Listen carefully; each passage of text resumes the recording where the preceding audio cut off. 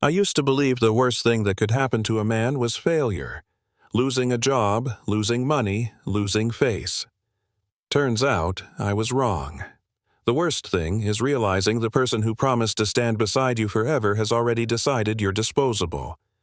That realization hit me in a hospital room under fluorescent lights with my newborn daughter fighting to breathe and my wife walking out the door like we were an inconvenience she no longer wanted to carry. And, yeah, that moment rewired everything I thought I knew about people, about strength, about what it actually means to win. My name's Daniel Ross, and for most of my adult life, I was the guy people underestimated. Quiet, reliable, not flashy. I worked as a systems technician for a logistics company in Ohio, decent pay, stable hours. Nothing that impressed people at cocktail parties. My wife at the time, Claire, used to joke about it. "You're the safest man in the room," she'd say with a smile that didn't quite reach her eyes. At first, I thought it was affection. Later, I realized it was a warning. We met young, married fast. Claire was ambitious. Magnetic, always talking about bigger cities, bigger lives, bigger people. I loved her drive. I thought it balanced my steadiness. What I didn't see was how often she measured me against other men, her friends' husbands, guys with suits, titles, money. I told myself love meant ignoring that kind of noise. Turns out, love also means seeing what's right in front of you, even when it's uncomfortable. The day everything collapsed was supposed to be joyful. Our first child, a daughter, was due in a few weeks. Instead, Claire went into early labor. Complications. Rushed to the hospital. Emergency surgery. Our baby Lily arrived, weighing barely 4 pounds, rushed straight into the NICU. Tubes, wires, alarms. If you've ever stood there watching something that small fight that hard, you know it humbles you real fast. Claire barely looked at her. She said she was tired, in pain, overwhelmed. I believed her. I wanted to believe her. 2 nights later, while I was sitting beside Lily's incubator, my chest tightened. Sharp, crushing, like someone had parked a truck on my ribs. Next thing I knew, I was waking up in cardiac care, heart attack, stress-induced, genetic risk nobody had caught. When I asked for Claire, the nurse hesitated. That pause told me everything before the words did. A doctor handed me an envelope. Divorce papers. A note written like a resignation letter. She said she couldn't do this, said I wasn't enough, said she needed more from life. She'd emptied our savings, left town, and wanted no part of the baby if Lily didn't turn out okay. I didn't cry. Not then. I didn't scream. I just felt hollow. Because when you're lying there with wires in your chest and a child fighting for life down the hall, you don't have the luxury of falling apart.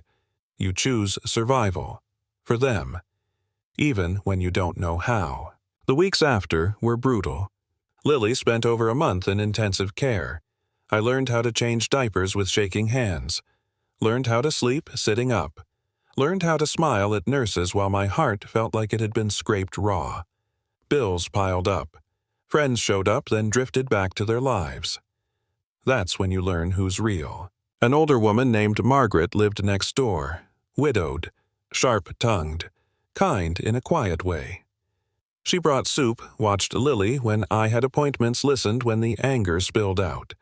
One night, she said, "You can let this make you bitter, or you can let it make you precise." I asked what that meant. She said, "Precise about who you become next." That stuck. I focused on Lily, on healing, on work. I fought through rehab, went back part-time, then full-time. I didn't chase revenge, I chased stability. And slowly, painfully, life started to rebuild. Lily grew stronger, smiled, laughed, hit milestones doctors said she might not. Every laugh felt like a small victory over everything that tried to break us. 4 years later, I met someone new. Her name was Maya. Single mom. Emergency room nurse. Grounded. Direct. She didn't care about my job title. She cared about how I treated my daughter. She watched how I listened, how I showed up. With her, I didn't feel measured. I felt seen. We built a life. Not flashy. Real. 2 kids. Shared dinners. Shared chaos. Shared trust. And somewhere along the way, Claire faded into the background. A chapter, not the story. Then the call came. A lawyer from California. Claire was under investigation.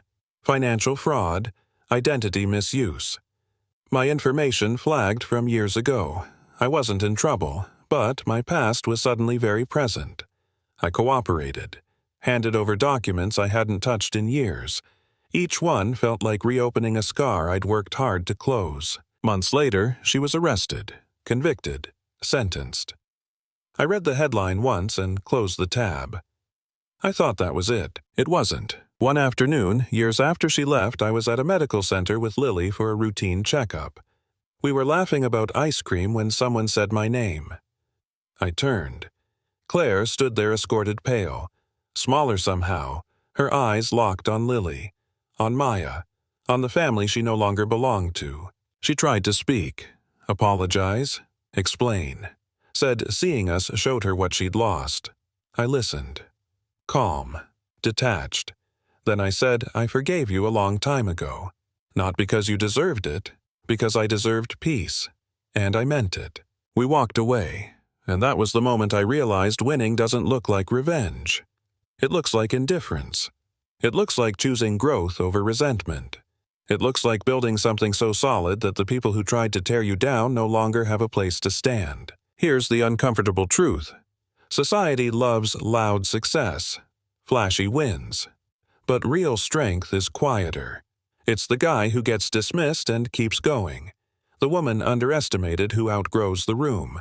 The parent who stays when leaving would be easier. So let me ask you this.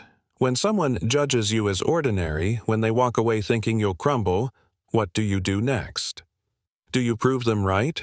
Or do you build a life so full their absence stops mattering? Drop your thoughts in the comments. Was forgiveness the right choice here? Or does some betrayal deserve permanent distance? And if you've ever been underestimated, I want to hear how you handled it. Your story might be the one someone else needs right now.